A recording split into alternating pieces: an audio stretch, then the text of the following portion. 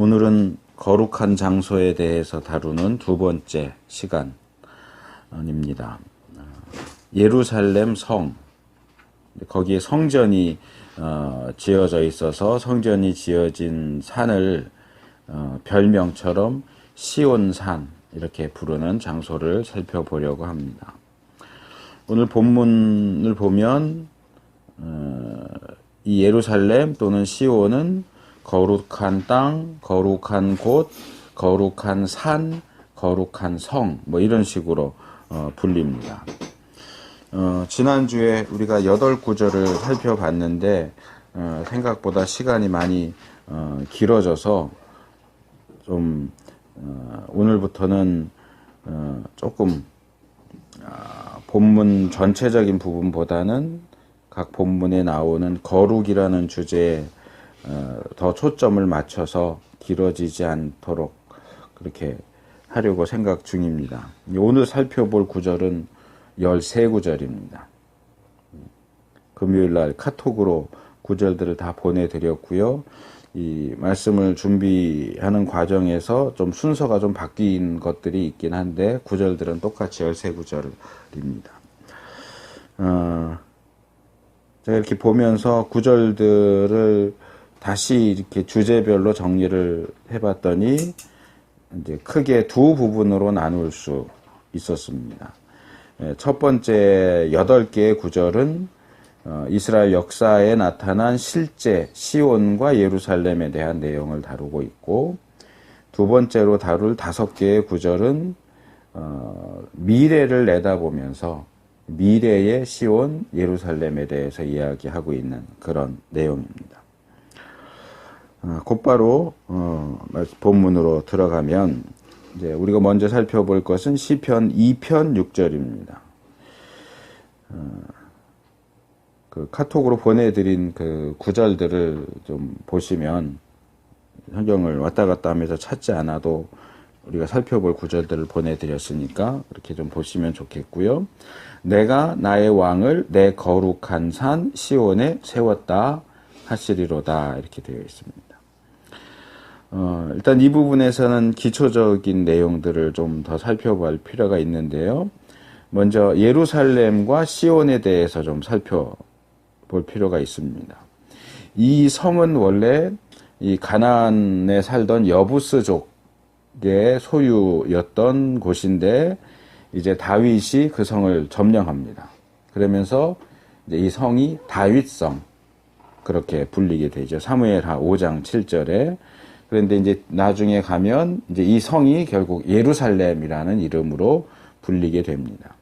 이 예루살렘이라고 하는 이름은 이 예루시라고 하는 단어와 샬렘이라고 하는 단어가 결합된 겁니다. 그래서 의미가 샬렘의 소유 또는 평화의 소유 그런 뜻입니다. 그리고 이제 이 성은 이 기드론 골짜기와 티로피안 골짜기 사이에, 그러니까 산이 있고 산 한쪽은 기드론 골짜기고 다른 쪽은 티로피안 골짜기 사이에 있는 이 그렇게 높지 않은 산 구릉지입니다. 그리고 이 나중에 솔로몬이 이 예루살렘 성 북쪽 에 있는 이 산지에 성전을 지으면서 그 산이 이제 시온산 이렇게 불리게 됩니다. 이 시온이라고 하는 이름의 의미는 확실하지 않습니다. 어디에서 파생됐는지에 대해서도 좀 이견들이 있지만 그냥 결론적인 것만 말씀드리면 이 시온이라는 이름은 아마도 탁월하다 또는 기념물 뭐 이런 의미로 생각하면 될 것 같습니다. 그래서 이 시온산에 세워진 성전 또는 성전이 세워진 그 곳이 하나님과 사람 앞에서 탁월하고 영원한 기념물이다라고 하는 그런 의미로 이 시온이라는 이름이 붙여진 것 같습니다. 여기 이제 기본적인 내용이고 지금 읽은 2편 6절 말씀에서 두 가지를 더 살펴보면 여기서 시온은 내 거룩한 산 이렇게 불려집니다. 하나님의 말씀이죠. 하나님이 시온을 거룩한 산이다. 그리고 그것은 내 산이다. 라고 내 것이고 거룩한 것이다. 라고 두 가지로 말씀하시는 내용이 나옵니다.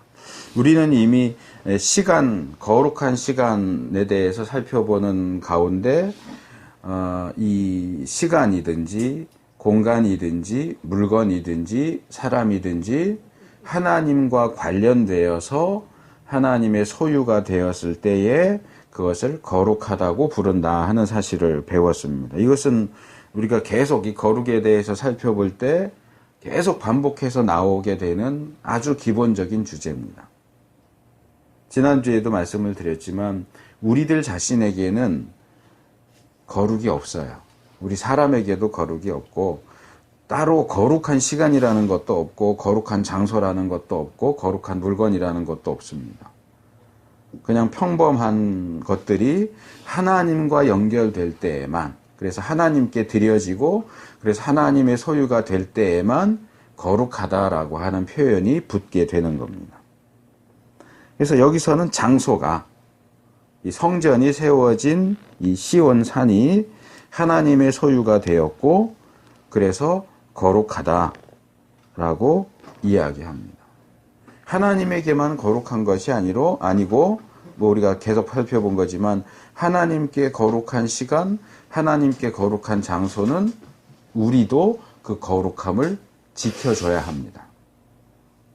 하나님은 거룩하게 생각하시는데 우리가 그것을 거룩하지 않다고 생각해서 함부로 대하면 문제가 생깁니다. 하나님이 이것은 거룩하다, 이 시간은 거룩하다, 이 장소는 거룩하다 이렇게 말씀하시면 우리도 그 시간을 거룩하게 여겨야 되고 그 장소를 거룩하게 여기고 그것들의 거룩함을 지켜줘야 됩니다. 두 번째로, 근데 이 본문에서 보면 이 내 거룩한 산 시온은 성전과 연결되기보다는 하나님께 소유되고 하나님께서 세우신 나의 왕과 연결되는 것을 볼 수 있습니다. 이 시온이 거룩한 것은 사실 거기 성전이 있기 때문에 거룩한 거거든요. 근데 여기서는 한 걸음 더 나아가서 성전, 거룩한 성전 자체가 거룩하다는 말이 있죠. 거룩한 신전, 그리고 거룩한 신전이 세워진 산, 성전이 있는 도시, 그래서 거기서 한 걸음 더 나아가서 거룩한 왕, 하나님이 세우시는 왕, 이렇게 이제 내용이 발전되고 확대되는 것을 볼 수 있습니다. 여기서 말하는 이 왕이라고 하는 것은 이제 실제로 이 예루살렘이 전체 이스라엘의 수도니까 거기에 또 성전만 있는 것이 아니라 왕궁도 있고요. 그러니까 거기에 하나님께서 세우신 예루살렘에서 왕 노릇을 한 첫 번째 사람은 다윗이고요. 다윗 이후에 세워지는 이 유다 왕국의 왕들, 인간 왕들을 가리키는 것일 수도 있지만 신학적으로 보면 이것은 메시아를 가리키는 것일 수 있습니다. 시편 2편 전체가 메시아와 관련된 시편이거든요. 이 구약에는 중요한 직책이 몇 가지 있는데 뭐 제사장도 있고 선지자도 있고 지혜자도 있고 그런데 그중에 이제 이 왕이라고 하는 직책은 특별히 하나님을 대신해서 통치하는 존재입니다. 통치하시는 하나님을 대표하는 직책이 왕입니다. 우리에게 말씀하시고 그렇게 하시는 하나님을 대표하는 직책은 선지자죠. 뭐 그런 식으로 이제 이해할 때 이 왕은 하나님의 통치를 상징하고, 그래서 이 본문은 하나님이 선택하신 거룩한 장소에서 하나님이 선택하신 왕을 통해서 통치하신다, 이런 메시지로 읽을 수 있습니다. 그리고 하나님이 통치하시는 시온은 당연한 얘기지만 거룩한 곳이죠.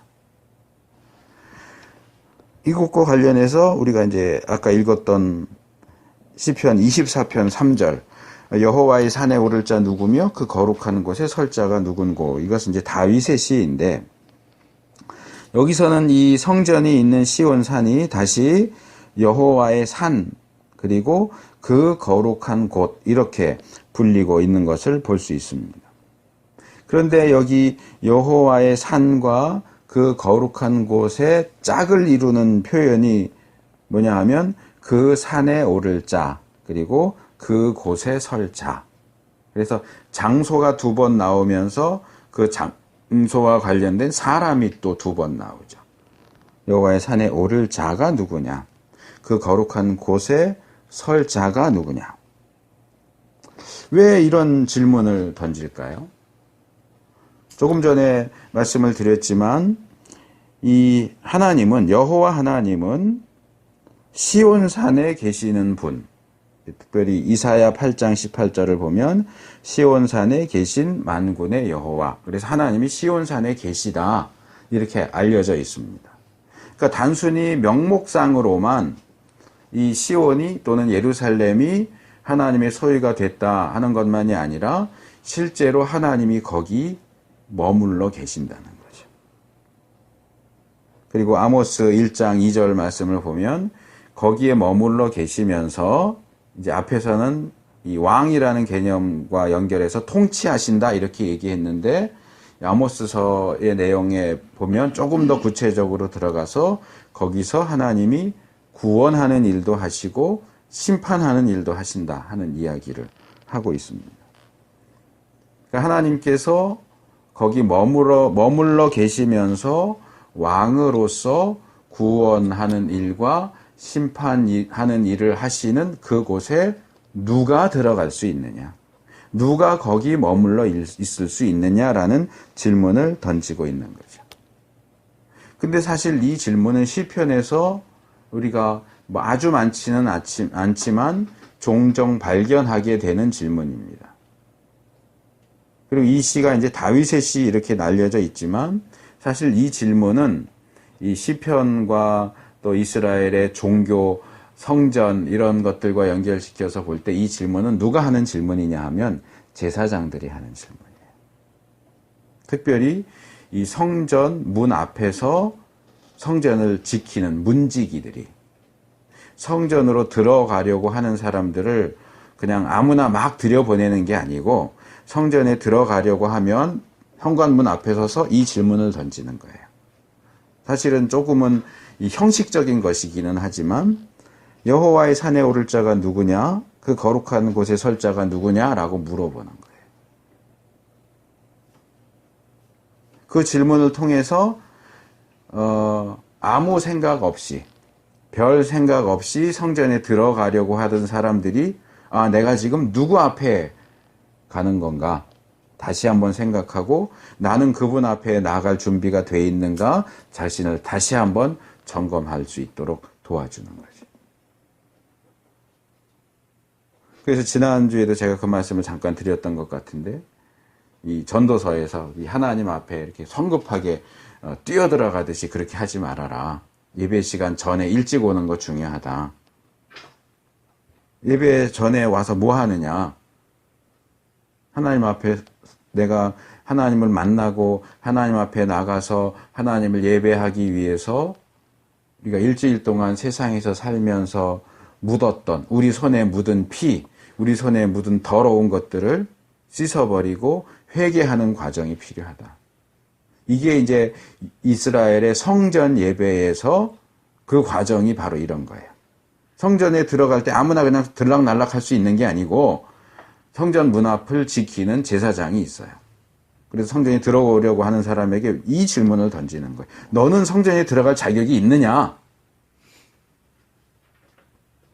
그 질문을 지금 다윗이 24편 3절에서 얘기하고, 그리고 4절에서 자기가 또 다시 답을 하죠. 거기 보면 이렇게 얘기합니다. 누군고? 이렇게 물어보고, 곧 손이 깨끗하며 마음이 정결하며 뜻을 허탄한 데 두지 아니하며 거짓 맹세치 아니하는 자로다. 네 가지가 나오죠. 뭐 지금 이 네 가지를 다 살펴보지는 않을 겁니다. 손이 깨끗해야 된다. 우리가 하는 범죄 행위들이 대부분 손으로 행해지잖아요. 그러니까 다른 데서는 이제 피가 가득하다라고 하지만 꼭 피만 묻는 게 아니고 모든 죄악된 것이 우리의 손을 오염시켜요. 이 손이 죄로 오염된 사람 성전에 들어갈 수 없어요. 손이 깨끗한 사람만 들어갈 수 있어요. 그 다음에 손만이 아니라 마음도 깨끗해야 돼요. 마음으로 짓는 죄도 회개해야 들어갈 수 있습니다. 그 다음에 뜻을 허탄한 데 두지 않는다. 쓸데없는 거, 옳지 않은 거 쫓아다니지 않는 사람이어야 하고 거짓 맹세하지 않는 사람. 근데 이것만, 요 네 가지만 하면 된다는 아니에요. 대표적인 것을 이야기하는 거죠. 그래서 묶으면 이거에 깨끗해야 된다. 성결해야 된다. 거룩해야 된다. 거룩한 곳에 들어갈 수 있는 사람은 누구냐? 거룩한 사람이어야 한다. 그 얘기예요. 이제 다시 지난주에 말씀드렸던 것으로 돌아가는데 우리에게는 거룩함이 없죠. 그렇기 때문에 사실 성전에 들어갈 자격이 있는 사람은 아무도 없어요. 그래서 이제 회개하고 정결케 하는 어떤 과정이 요구되는 거예요.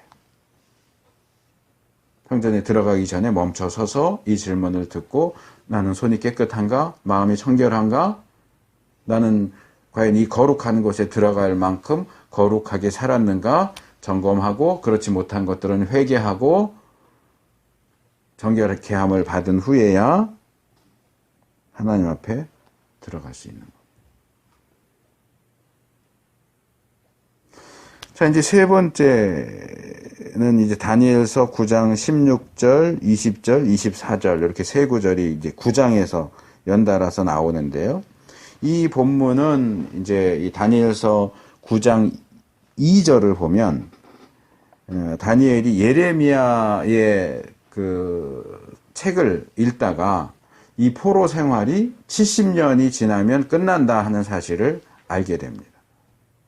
그래서 그 사실을 알게 된 다니엘이 그 말씀이 그대로 이루어지기를 위해서 기도하는 내용이 16절과 20절이고 그런 다니엘의 기도에 대한 하나님의 응답이 24절에 나오는 겁니다. 이 부분도 뭐 좀 본문은 길지만 최대한 간략하게 말씀을 드리면 일단 한번 그래도 좀 읽어봐야 되겠죠. 16절 주여 내가 구하옵나니 주는 주의 공의를 조치사 주의 분노를 주의 성 예루살렘 주의 거룩한 산에서 떠나게 하옵소서. 이는 우리의 죄와 우리의 열조의 죄악을 인하여 예루살렘과 주의 백성이 사면에 있는 자에게 수욕을 받음이니이다. 그래서 26절에서는 주의 성 예루살렘 주의 거룩한 산 시온에 내려진 주님의 분노, 유다의 멸망과 포로죠. 그것을 거두어 주십시오라고 기도했다 하는 내용이고, 그 다음에 20절 내가 이같이 말하여 기도하며 내 죄와 및 내 백성 이스라엘의 죄를 자복하고 내 하나님의 거룩한 산을 위하여 내 하나님 여호와 앞에 간구할 때 이렇게 되어 있습니다. 그러니까 내가 어떻게 기도했는가, 내가 무슨 내용을 했는가 하는 것을 이제 스스로 밝히고 있는 부분인데, 여기 이제 재밌는 것은 여기서 더 깊이 다룰 수는 없는데, 여기 나라는 단어가, 내라는 단어가 계속 나온다는 거예요. 내가 내 죄와 내 백성 이스라엘의 죄, 내 하나님 5번이 나오죠. 뭔가 지금 다니엘이 전체 이스라엘의 대표로서 지금 기도한다라고 하는 그런 내용이 이제 암시되는 거고요. 그러면서 이제 내 하나님의 거룩한 산을 위하여, 시온산을 위하여 기도했다. 간구했다. 그렇게 이야기합니다. 그 다음에 24절 내 백성과 내 거룩한 성을 위하여 70일에로 기한을 정하였나니 허물이 마치며 죄가 끝나며 죄악이 영속되며 영원한 의가 드러나며 이상과 예언이 응하며 또 지극히 거룩한 자가 기름을 받으리라. 그래서 이 다니엘의 기도에 대한 응답이 가브리엘 천사를 통해서, 하나님이 가브리엘 천사를 다니엘에게 보내주셔서 가브리엘 천사의 입을 통해서 응답하시는 내용 중에 이제 이 내용이 나오는 거죠. 거기 보면은 내 백성과 내 거룩한 성을 위하여 70일에로 기한을 정했고 그 끝에 지극히 거룩한 자가 기름 부음을 받을 것이다 하는 그런 응답이 주어집니다. 여기 70일에는 이제 다니엘서에 나오는 좀 독특한 표현인데 원래 일에는 일에가 이게 한국말이에요.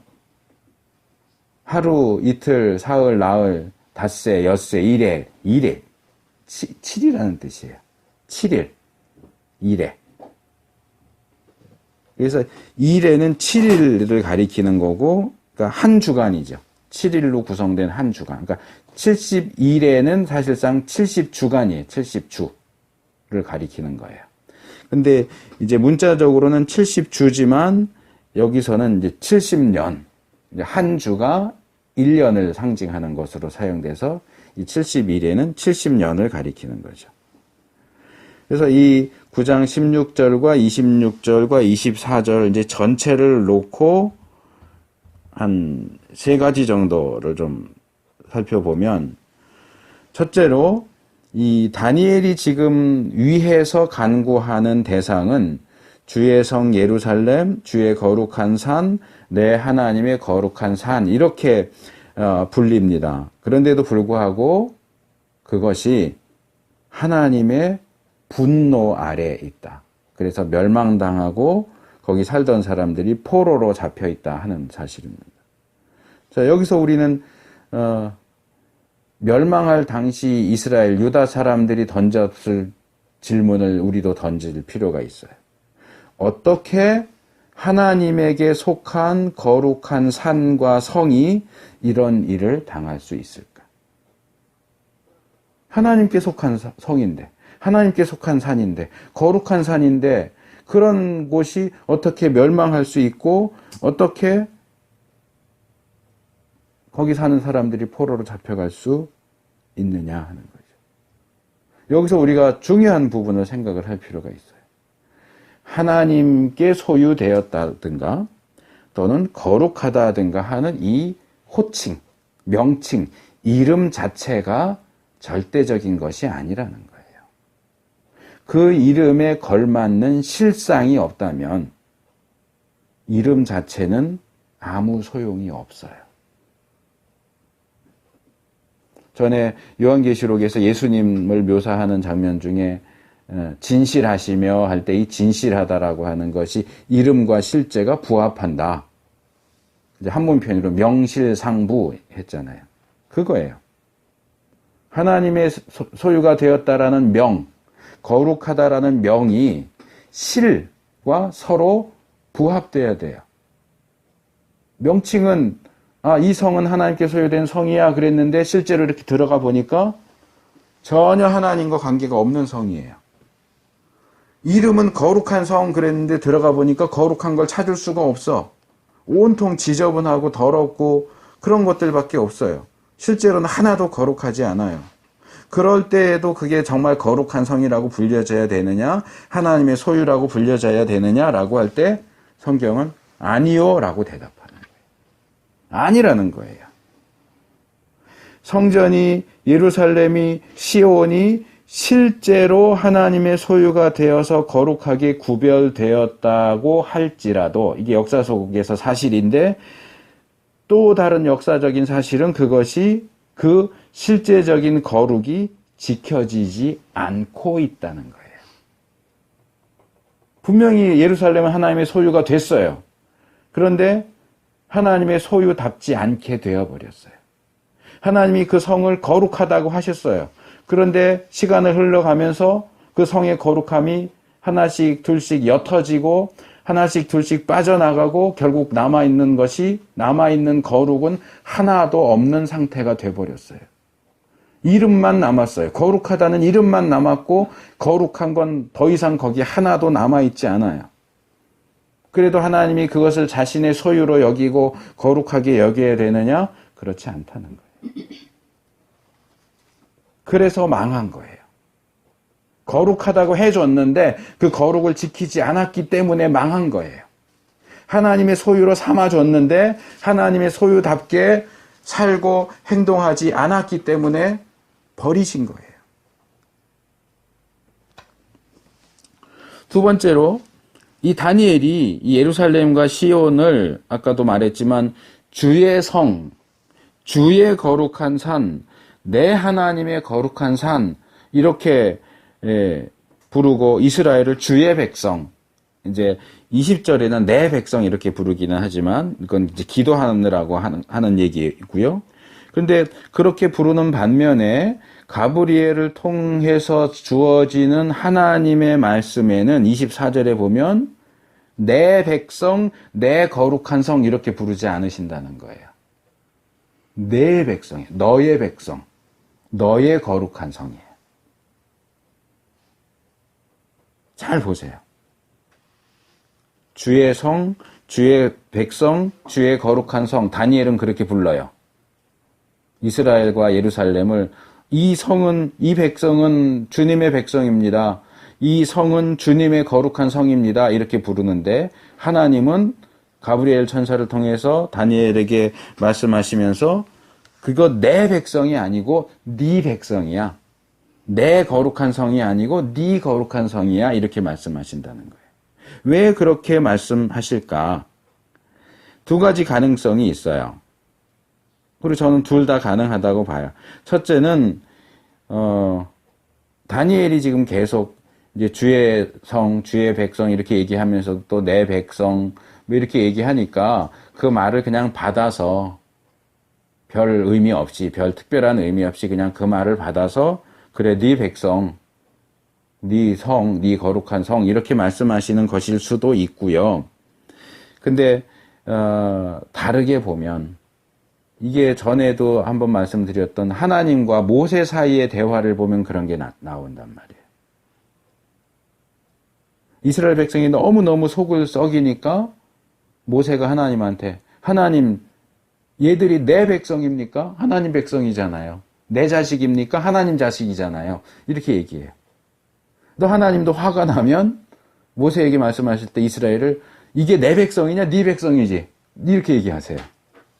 꼭 무슨 아웅다웅하고 티격태격하는 것 같은데 서로 마치 부부가 자식의 그 좀 나쁜 면을 보면 아내는 남편한테 당신 닮아서 그래 그러고 남편은 아내한테 당신 닮아서 그래 그러는 것처럼 모세와 하나님이 이스라엘 하나를 놓고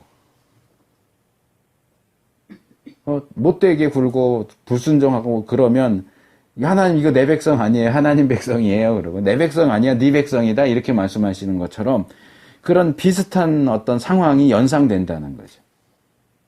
물론 여기서는 뭐 그러는 건 아니긴 한데 다니엘은 주님의 백성, 주님의 성 이렇게 얘기하는데 하나님은 네 백성, 네 성 이렇게 얘기하신다는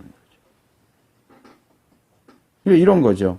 이렇게 그런 것들을 고려해서 말한다면 야, 그건 네 백성이지 내 백성이 아니야. 그 너한테는 거룩한 성일지 모르겠지만 나한테는 거룩한 성이 아니야. 이런 말씀일 수도 있다는 거죠. 그래서 이 상황과 정확히 일치하지는 않지만 잠언 20장 25절에 이런 말씀이 있어요. 함부로 이 물건은 거룩하다 하여 서원하고 그 후에 살피면 그것이 그 사람에게 덫이 되느니라. 이 개역의 번역은 조금 이해하기 어려워요. 이제 다른 한글 번역본들을 보면 이런 거죠. 뭘 예를 들까요? 자, 제가 이거 일상적으로도 쓰지만 요즘엔 주로 제가 이 컵을 이 강대상에다 놓고 이제 설교할 때 주로 씁니다. 그래서 제가 자, 이 컵은 거룩한 컵입니다. 성급하게 아무 생각 없이 거룩한 것입니다. 그래 놓고 나서 후회가 되는 거야. 이게 이제 그 후에 살피면은 그거예요. 이제 거룩하다라고 선언해 놓고 나서 아, 이거 아까운데? 이거 그냥 내가 갖다가 쓰고 싶기도 한데, 아니면 다른 일에도 쓰고 싶은데, 근데 이걸 거룩하다 이래놨으니까 다른 용도로 쓸 수가 없게 돼버렸어요. 그래 놓고서는 거룩하다 그래 놓고 막 후회를 하는 거예요. 아, 괜히 그랬다. 그러면 그 거룩하다라고 말한 그것이 너에게 덫이 된다. 그 얘기예요. 올무에 걸리게 된다. 하나님과 무관하게 그냥 사람의 생각으로 어쩌면 자기의 이익을 위해서 무언가를 함부로 성급하게 거룩하다라고 이름을 붙이는 것은 위험합니다.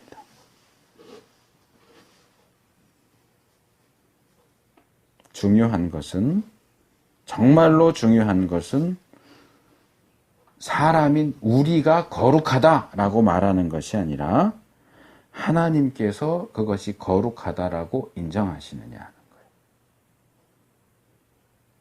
하나님이 거룩하다고 하신 것은 우리가 그 거룩을 인정하고 그 거룩을 지켜야 되지만, 사람 편에서 먼저 이것을 거룩하다라고 했을 때 하나님께서도 그래 그거 거룩하다라고 인정해 주시느냐?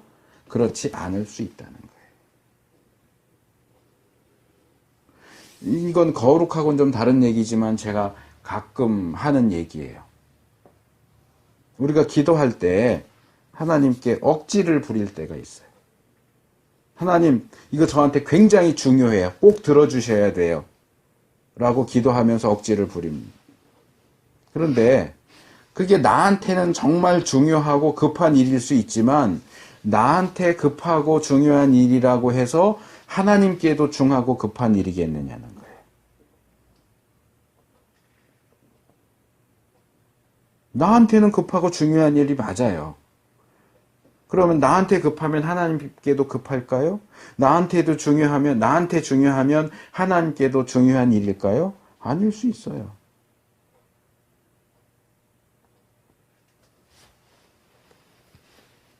아직도 가지고 있는 것 같은데, 우리 진경이가 몇 년 전에 이렇게 인형을 좋아해갖고 막 그거 사고 이랬던 적이 있어요.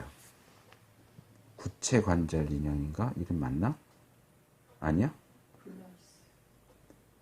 어쨌든 인형인데 뭐 이렇게 중고로 사고 팔고 뭐 이러기도 했는데, 만약에 예를 들어서 실제 그랬다는 게 아니고, 예를 들어서 진경이가 하나님, 제가 이번에 이 블라이스를 중고를 하나 사야 되겠는데 저한테는 정말 급하고 중요한 일입니다.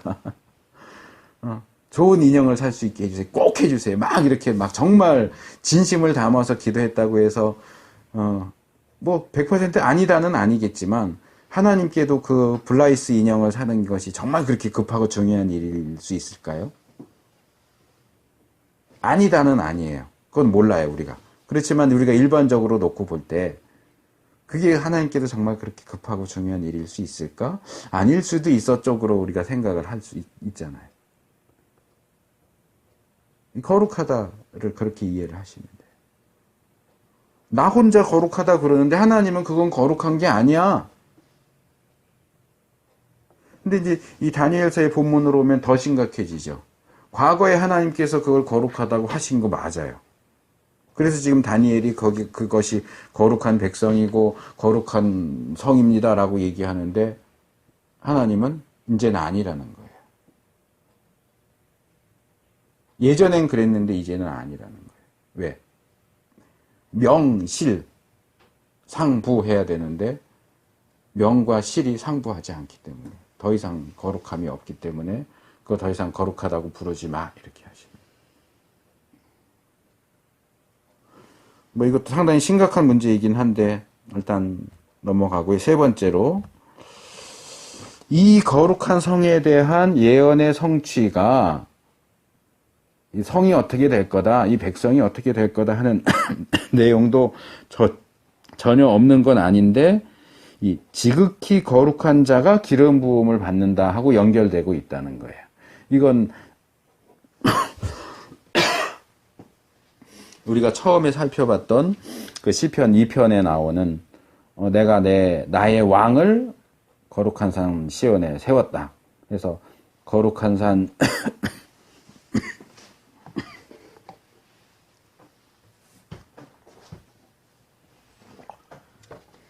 저 난로에서 무슨 냄새가 나는 것 같은데 기침이 자꾸 나오네. 그래서 거룩한 산 시온이 왕하고 연결되는 것처럼 여기서도 이 주의 백성, 주의 거룩한 성이 거룩하게 기름 부음 받은 자 하고 연결이 되죠. 그리고 이 거룩한 자가, 지극히 거룩한 자가 기름 부음을 받는다라고 할 때에 이것이 역사 속에서 누군가를 가리킬 수도 있지만 이제 성경 전체의 관점에서 보면 메시아를 가리키는 거예요. 그리고 이제 이것이 메시아에 대한 말씀이라고 한다면 이건 이제 한참 건너뛰어서 정말로 거룩한 성인 새 예루살렘. 그러니까 지상의 예루살렘은 사실 천상에 있는 이제 마지막 때 주님 재림과 함께 이 땅에 내려올 새 예루살렘의 그림자예요. 그래서 지상의 예루살렘을 절대시할 필요가 없어요. 그건 잘못된 거예요. 지상의 가나안 땅은 하나님 나라의 그림자예요. 가나안 땅에 그렇게 매달릴 필요가 없단 말이에요. 그래서 이 지상의 예루살렘이 완전하게 거룩하게 되는 그 성취는 지극히 거룩하신 자가 기름 부음을 받을 때에, 그러니까 예수 그리스도의 사역을 통해서 완전하게 성취되고 이루어질 것이다 하는 예언의 말씀입니다. 그리고 또 하나는 이 예루살렘의 회복이 이미 예언된 것이기는 했지만 그것이 예언된 때가 되면 저절로 이루어지느냐? 아니요. 그렇지 않아요. 그러니까 포로 생활이 70년이면 끝난다라고 할 때 그냥 70년 지나면 돌아가겠구나 하고 그냥 멍하니 있으면 되는 게 아니고 나름 다니엘이 한 것처럼 기도하고 준비하고 그렇게 해야 그 일이 이루어지는 거예요. 그 에스겔서 36장인가 37장에도 하나님께서 에스겔 선지자에게 너희가 무언가를 잘해서가 아니라 너희 때문에 열방 중에서 더럽혀진 나의 거룩한 이름 때문에 내가 너희들을 다시 돌려보내주겠다라고 말씀하시고 그 장의 끝에 가면 내가 돌려보내기로 작정했지만 그럼에도 불구하고 너희가 이 일을 이루어 달라고 기도해야 이루어질 것이다 이렇게 말씀하신단 말이에요. 그래서 이 예루살렘의 회복도 이 기름 부음 받은 자의 활약. 그렇게 보면 이제 이사야서랑 연결시키면 그게 이제 고레스 왕일 수도 있고요.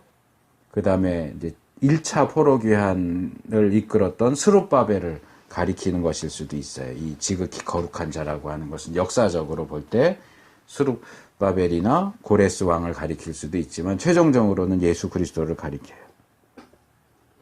그래서 그것을 이루기 위한 하나님, 예수님, 성령님의 역사하심이 요청되고 마찬가지로 우리도 무언가를 특별히 이제 기도함으로 또는 준비함으로 이런 하나님의 예언이 성취될 것을 노력해야 돼요. 성취될 것을 위해서 노력해야죠. 마찬가지로 우리의 거룩도 저절로 이루어지는 게 아니에요. 우리가 거룩하고자 노력해야 돼요. 자, 이제 첫 번째 부분의 마지막은 이제 느헤미야 11장 1절. 여기 이제 순서가 좀 바뀌었을 거예요. 여기 좀 와서 11장 1절, 11장 18절, 그리고 마태복음 27장 53절. 11장 1절, 백성의 두목들은 예루살렘에 머물렀고 그 남은 백성은 제비 뽑아 10분의 1은 거룩한 성 예루살렘에 와서 거하게 하고 그 9분은 다른 성읍에 거하게 하였으며 18절, 거룩한 성에 레위 사람의 도합이 284명이었느니라. 마태복음, 예수의 부활 후에 저희가 무덤에서 나와서 거룩한 성에 들어가 많은 사람에게 보이니라. 이 느헤미야서의 두 구절은 포로에서 귀환한 후에 이제 거룩한 성 예루살렘의 상황이 어땠는가 하는 것을 이야기해요. 사실은 사람들이 많이 모여 있어야 이 수비하는 인원이 많아지니까 힘도 강해지고 적군의 공격도 잘 막을 수 있고 더 안전하게 살 수 있고 그렇긴 하지만 황폐화되었다가 이제 막 회복되기 시작하는 예루살렘은 많은 수를 수용할 수가 없었어요. 그래서 지도자들과 그 땅에 사는 백성들의 10분의 1만 제비 뽑아서 예루살렘의 성에 머물게 했다. 또 레위인들도 머물렀다. 그런 얘기고요. 그 다음에 마태복음의 내용은 예수님께서 부활하실 때의 그 충격의 여파로 몇몇 사람들이 부활을 했어요. 예수님 부활하실 때 부활을 했어요. 아마 그들도 나중에 죽기는 했겠지만 이 부분은 이제 좀 해석하기 어려운 부분이긴 하지만 그냥 넘어가요. 그냥 이 신약 시대에도 예루살렘이 여전히 거룩한 성으로 불려지고 있다. 뭐 그 정도만 생각을 하고 넘어가도 될 것 같아. 그래서 시편에서 또 다니엘서에서 또 이제 포로 귀환 후 느헤미야서 신약의 마태복음에 이르기까지 이 예루살렘은 거룩한 성으로 불려졌다. 또 이제 각각의 본문에서 우리가 적용하고 신경 써야 할 것들을 말씀을 드렸고, 여기까지가 이제 역사에 나타난 실제 예루살렘, 시온에 대한 내용이고, 이제 나머지 5구절은 어떤 그것의 미래의 완성과 관련된 내용입니다. 이 두 번째 부분의 첫 구절은 예레미야 31장 23절입니다. 나 만군의 여호와 이스라엘 하나님이 이같이 말하노라. 내가 그 사로잡힌 자를 돌아오게 할 때에 그들이 유다 땅과 그 성읍들에서 다시 이 말을 쓰리니 곧 의로운 처소여 거룩한 산이여 여호와께서 내게 복 주시기를 원하노라 할 것이며, 이랬습니다.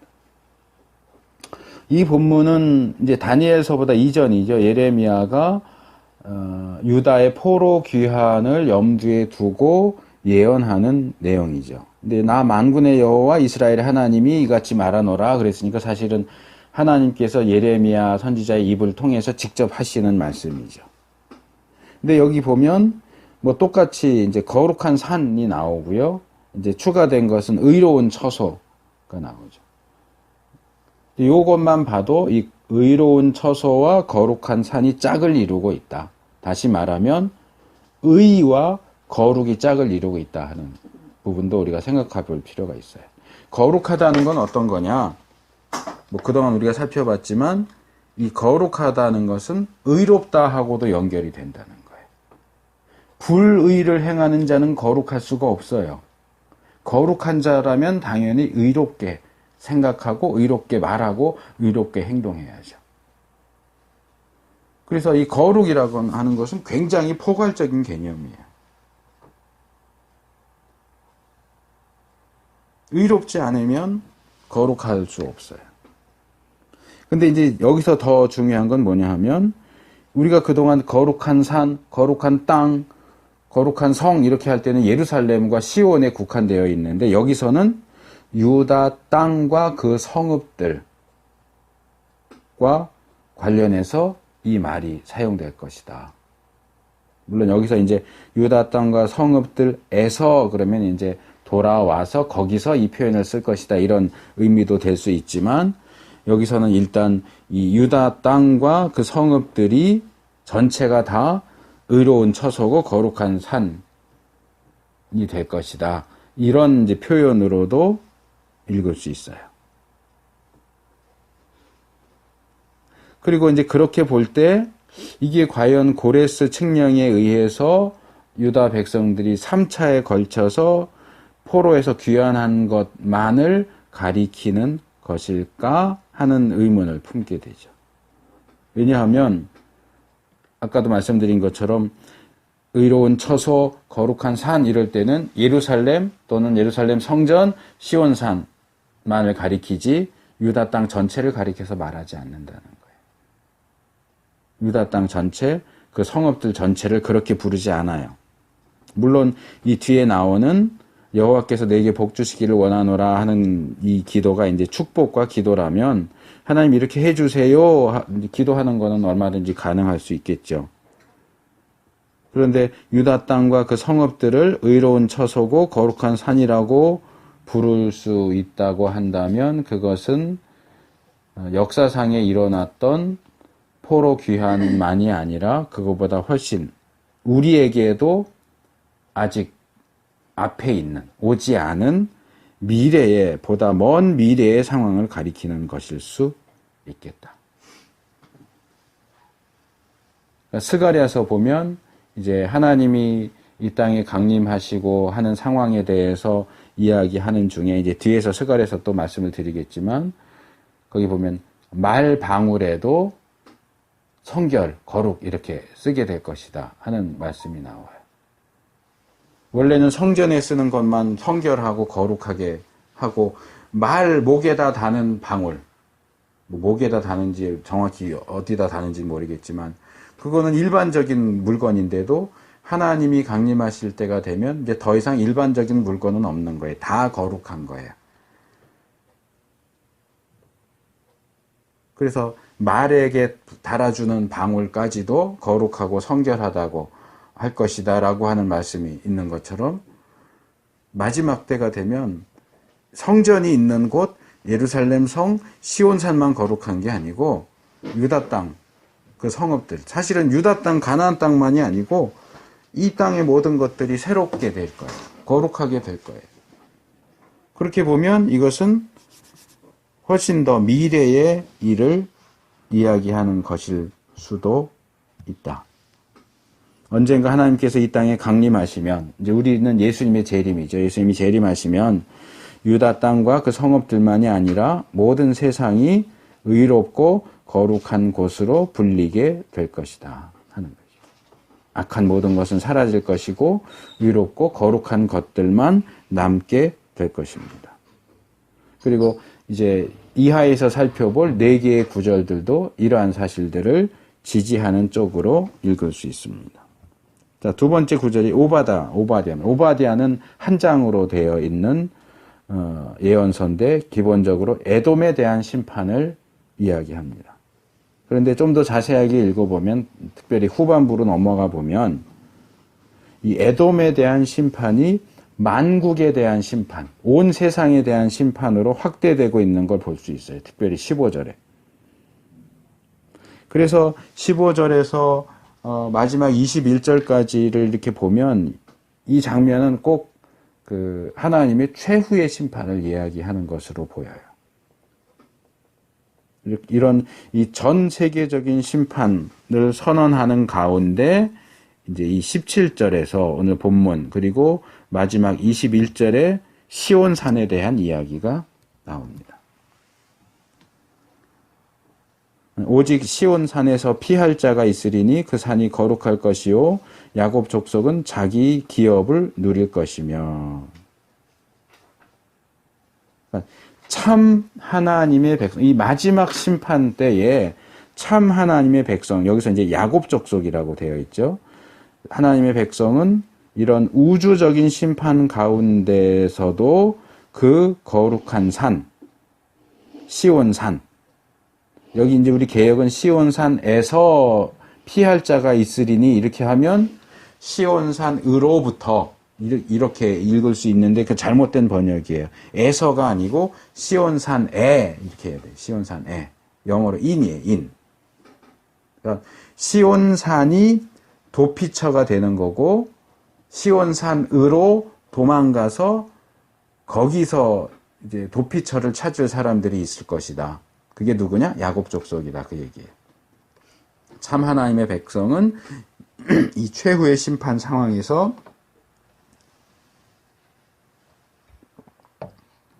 시온산으로 도망가서 거기서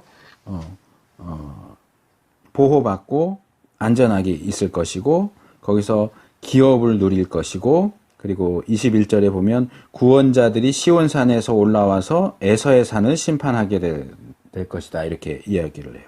그러니까 말하자면 이 마지막 때의 시온산은 이 죄악된 세상을 심판하기 위한 이 하나님의 베이스 캠프인 거예요. 그래서 하나님 편은 다 여기 모여요. 하나님의 백성은 다 여기 모여서 여기는 안전해요. 하나님이 주시는 평안과 기업을 누리고 또 이 시온산에서 구원자들이 나와서 구원자라고 하지만은 이제 말하자면 세상 곳곳에 흩어져 있는 하나님의 백성들을 구원하는 일과 함께 죄악된 무리를 심판하고 멸망시키는 일을 함께 하는 거죠. 그리고 다시 시온산으로 돌아오고. 뭐 전쟁 영화 같은 데 보면 이런 거 많이 나오잖아요. 여호수아도 요단강을 건너서 가나안으로 들어갔을 때 처음 이제 길갈에 진을 세우고 길갈이 베이스 캠프가 된단 말이에요. 거기서 뭐 여리고성, 아이성 전쟁도 하고 다시 또 돌아왔다가 또 북쪽으로 또 전쟁하고 또 길갈로 돌아왔다. 길갈이 베이스 캠프가 되는 것처럼 이 최후의 심판 때에 이 시온산이 베이스 캠프가 된다는 거예요. 그리고 이 오바댜서와 비슷한 내용이 스가랴서 14장 5절에 나옵니다. 스가랴서가 이제 2장 12절하고 14장 5절 두 구절인데 여기서 순서를 제가 좀 바꿨어요. 내용 연결상. 14장 5절 그 산 골짜기는 아셀까지 미칠지라 너희가 그의 산 골짜기로 도망하되 유다 왕 우시야 때에 지진을 피하여 도망하던 것 같이 하리라. 나의 하나님 여호와께서 임하실 것이요 모든 거룩한 자가 주와 함께 하리라. 이제 이 스가랴서 14장 1절을 보면 지금 이것이 이 14장에 나오는 상황이 여호와의 날, 여호와의 날은 여호와께서 이 땅에 오시는 날이에요. 여호와께서 강림하시는 날이고 신약식으로 말하면 예수님 재림하시는 날이에요. 이 여호와의 날에 되어질 일이다라고 밝히고 있어요. 거기 세계 만국, 열국이 2절을 특별히 보시면 스가랴 14장 2절 보시면 세계 만국이 이스라엘과 전쟁하기 위해서 모입니다. 그리고 이 예루살렘 성읍이 함락되고 가옥이 약탈되고 부녀가 욕을 보고 성읍 백성이 절반이나 사로잡혀 가게 될 것입니다. 아주 처참한 상황이 벌어집니다. 그럼에도 불구하고 남은 백성, 하나님의 참 백성들이 아주 끊쳐지지는 않을 것이다. 이렇게 2절에서 이런 여러 가지 내용들을 이야기하고요. 그 다음 이제 3절로 넘어가면 바로 그런 상황 속에서 여호와 하나님께서 직접 이 전쟁에 개입하십니다. 하나님께서 강림하시는데 예루살렘 앞 동편에 있는 감람산에 강림하십니다. 거기에 서실 것이고 하나님이 이 서시는 그 어떤 힘과 능력 때문에 이 산이 둘로 쪼개져요. 갈라져요. 그러니까 보세요. 저 보세요. 산이 이렇게 있는데 이 감람산 위에 하나님이 강림하시니까 이 산이 이렇게 쪼개지는 거예요. 그래서 골짜기, 산이 두 개가 되는 거예요. W 거꾸로 해놓은 것처럼 M, 벌려놓은 M처럼. 그래서 이 골짜기가 생기는데 이 골짜기가 이제 오늘 본문으로 넘어오면 그 산 골짜기가 아셀이라는 지역까지 계속 산이 쭉쭉쭉쭉 갈라지면서 거기까지 임하게 될 것이고 그 갈라진 골짜기가 피난처가 된다는 거예요.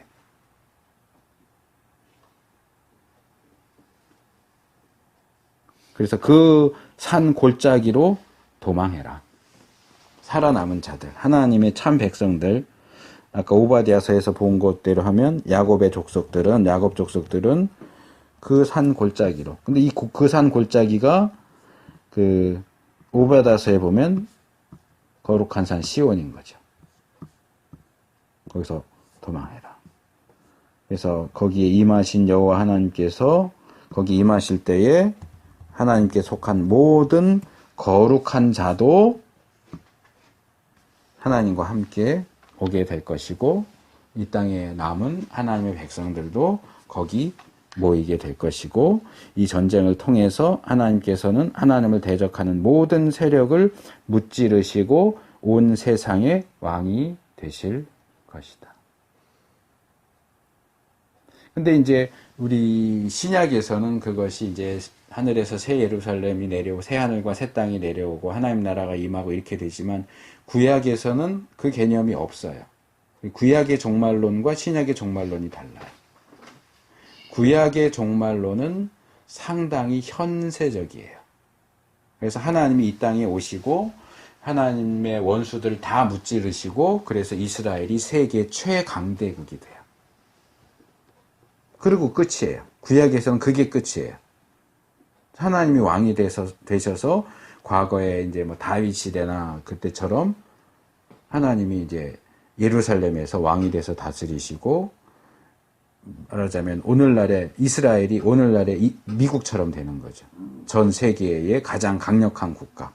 그 외에 다른 나라들은 다 이스라엘에게 굴복할 것이고 이스라엘 공격해온 그 민족들은 그 군대는 다 멸망할 것이고 포로로 잡힌 자들은 이제 나중에 다시 자기 나라로 돌아가지만 매년 절기 때마다 이제 예루살렘 성전에 와서 하나님을 섬겨야 되고 요게 구약이 그리고 있는 마지막 때에 대한 그림이에요.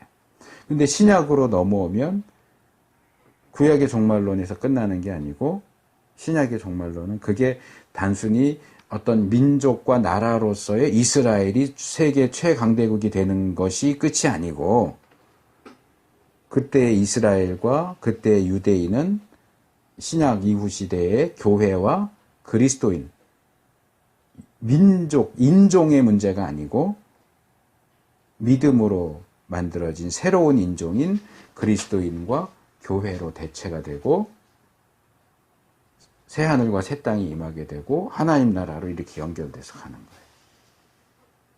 근데 이제 구약의 본문들은 어쩔 수 없이 이 구약의 한계 때문에 이 가나안 땅에 자꾸 초점을 맞추고 시온에 초점을 맞추고 감람산에 초점을 맞추고 유대 백성, 유대 민족에게 초점을 맞추고 그러는데 이 구약 안에서는 뭐 어쩔 수 없는 부분이지만 신약을 고려할 경우에는 그렇게 해갖고 끝 이렇게 얘기하면 그거는 절반밖에 안 되는 거예요. 성경이 얘기하는 전체를 다 봐야죠. 그래서 그런 점에서 이제 스가랴서 2장 12절도 보면 여호와께서 장차 유다를 취하여 거룩한 땅에서 자기 소유를 삼으시고 다시 예루살렘을 택하시리니 이렇게 했어요. 근데 이제 이 부분도 그 앞에 2장 10절과 11절 이렇게 보면 이것이 하나님의 강림하심과 지상의 많은 나라가 하나님께 속해서 하나님의 백성이 되고 그 가운데 하나님이 거하신다 하는 이야기를 하고 있어요.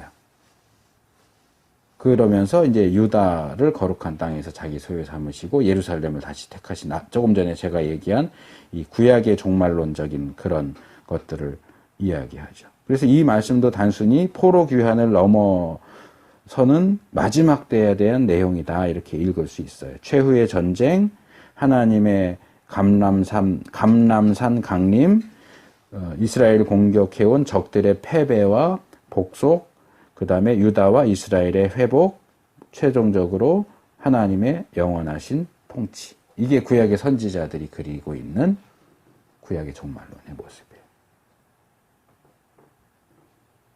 이제 하나만 더 말씀드리면 끝납니다. 요엘서 3장 17절.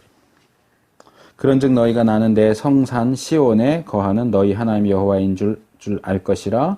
예루살렘이 거룩하리니 다시는 이방 사람이 그 가운데로 통행하지 못하리라. 여기서는 여호와 하나님의 나라와 하나님의 성산, 거룩한 산 시온, 그리고 예루살렘의 상태를 소개합니다. 하나님께서는 그 자신의 소유된 내 성산 시온, 내 성산 시온에 거하시는 분으로 알려질 것이고 하나님이 거기 거하시기 때문에 그 성산이 있는 예루살렘도 거룩할 것이다 하는 내용이 이 절의 이 전반절, 상반절 내용이고요. 그리고 이제 후반전으로 넘어가면 그곳에 그 시온과 예루살렘에 다시는 이방 사람이 그 가운데로 통행하지 못하게 될 것이라고 이야기합니다. 자, 이런 점에서 우리가 이 구약만 놓고 보는 것과 신약을 함께 보는 것의 차이가 확연하게 드러나는 거예요. 자, 하나님의 성산 시온과 예루살렘에는 이방 사람은 다시는 거기 들어올 수도 없고 나갈 수도 없다. 아까 시편 24편에서 거룩한 곳에 들어갈 자가 누구냐 그랬잖아요. 그럴 때 이 요에서의 답은 이거예요. 이방 사람은 다시는 거기 못 들어간다. 그 얘기는 뭘까요? 문자적으로 말한다면 유대인만 거기 들어간다는 거예요. 우리요? 우리도 이방인이죠. 우리 유대인 아니잖아요. 예수를 믿는 우리도 유대인이 아니기 때문에 거기 못 들어가요. 이 구절을 문자적으로 본다면. 근데 이 구약에서는 여기서 말하는 이방 사람이 그거예요. 유대인, 하나님을 믿지 않는, 하나님을 믿는 유대인을 제외한 나머지 사람들 다 이방 사람들이에요. 하나님의 백성이 아니면 거기 들어갈 수가 없죠. 그렇지만 이제 신약 이후에 살고 있는 우리 입장에서는 여기서 말하는 이방 사람을 단순히 유대인을 제외한 모든 민족 이렇게 읽으면 안 돼요. 그렇게 읽으면 틀려요. 앞에서도 제가 슬쩍 언급하고 넘어갔지만 스가랴서 2장 10절 11절에 보면 많은 나라가 하나님께 속하게 된다고 그랬어요. 심지어는 이 스가랴 14장에 보면 이스라엘을 치러 공격하러 온 군대 중에서 포로로 잡힌 사람들은 절기가 되면 하나님을 섬기기 위해서 예루살렘으로 와야 된다 그렇게 얘기를 해요. 그 사람들도 이방 사람 아닌가요? 그러면 이런 요엘서 내용과 스가랴서 내용이 서로 반대되는 그림처럼 그려져요. 근데 그 얘기가 아니에요. 하나님이 강림하시면 이 땅에 유대인과 이스라엘만 살아남는 게 아니에요. 이 땅에 이방 민족들도 이방 나라들도 존재한단 말이에요. 근데도 자꾸 유대인하고 이스라엘만 자꾸 이야기하는 이유는 아까 말씀드린 것처럼 이 말씀들이 구약에 나오는 말씀이기 때문에 이 구약적인 한계를 가지고 있는 그런 표현들로 봐야 된다는 거예요. 신약을 표현해서 말한다면 이것은 유대인과 이스라엘이 아니고 그리스도인과 교회를 가리키는 것으로 읽어야 합니다. 요엘서에서 이방 사람은 성산 시온과 예루살렘으로 통행할 수 없다라고 한 내용이 요한계시록에서 이렇게 변형돼서 나와요. 요한계시록 21장 27절에 보면 무엇이든지 이 새 예루살렘 성에 대한 얘기예요. 그 문맥 속에서 무엇이든지 속된 것이나 가증한 일 또는 거짓말하는 자는 결코 그리로 들어오지 못하되 오직 어린 양의 생명책에 기록된 자들 뿐이라. 자, 신약 이후 시대에 구약이 말하는 이방 사람은 속된 것, 가증한 일, 거짓말하는 자로 바뀌어서 나옵니다. 특별히 이 거짓말하는 자라고 하는 것은 아까 시편 24편에서 말할 때 이 거룩한 곳에 누가 들어올 수 있고 누가 설 수 있느냐라고 할 때 손이 깨끗하고 마음이 청결하고 할 때 제일 마지막에 거짓말하지 않는 자가 나왔었죠. 기억하세요?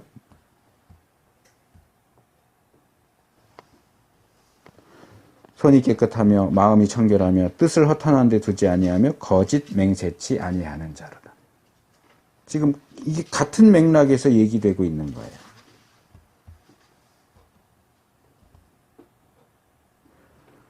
자, 이제 말씀을 맺겠습니다. 문자적인 예루살렘과 시온은 하나님께서 선택하셔서 하나님의 소유된, 그래서 거룩하게 된 도시고 성이고 산이고 땅입니다. 그런데 실제 역사 속에서 이 거룩한 땅과 성은 계속해서 하나님의 소유로 또 거룩한 곳으로서의 위치를 누렸던 것이 아니었습니다.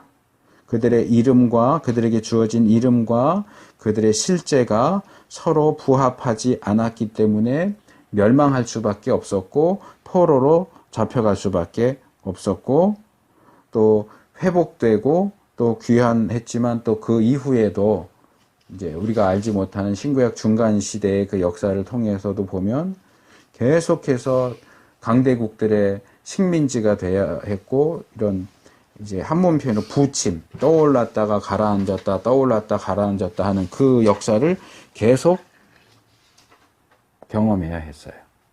우리가 보는 신약에서도 이스라엘은 로마의 속국으로 식민지로 있는 모습을 보게 되잖아요.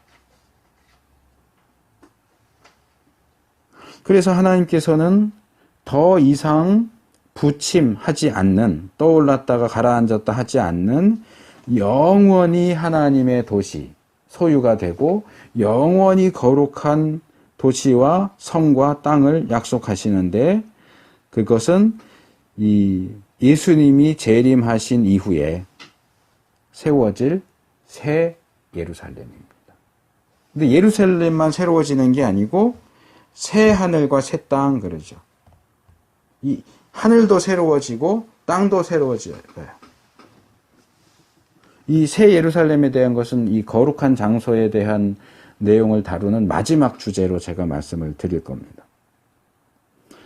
근데 이제 이 말씀들이 구약에 속한 말씀들이어서 계속해서 인종적으로는 유대인, 나라로서는 이스라엘에만 초점을 맞춰서 자꾸 이야기하지만 이미 구약 안에서도 이 여호와께서 강림하셔서 통치하시는 나라가 유대인과 이스라엘로만 구성되는 것이 아니라 많은 이방 민족들과 이방 나라들도, 그러니까 그들은 사실상 인종적으로는 이방 민족이고 이방 나라지만 이들도 결국은 여호와 하나님을 믿게 되기 때문에 유대인들하고 별 차이가 없는 그런 존재로 여겨집니다. 그래서 어떤 구절들은 유대인들이 최고고 이방인들, 이제 뒤늦게 하나님을 믿게 된 이방인들은 유대인들의 종노릇 하는 것처럼 얘기하는 구절들이 있는가 하면 뭐 대등한 것처럼 얘기하는 구절도 있고요. 저랑 대학 동기이고 지금 한 세대 교수로 가 있는 임용섭 교수가 쓴 박사 논문이 그거예요. 이사야서에 나타난 최후의 구원받은 이방인들의 위치가 어떠냐. 유대인들보다 밑에 있느냐, 유대인들과 대등하냐. 그래서 이사야서 본문들을 가지고 그 주제를 다룬 것이 그 임용석 교수의 박사 논문이에요. 근데 이제 결론적으로 말하면 대등하다는 거죠. 더 이상 유대인들이 마지막 때에도 니들은 이방인이잖아 이런 식으로 말할 수 없다는 거죠. 그런데도 그런 표현들이 다 이렇게 섞여 있어요. 구약 선지서에는.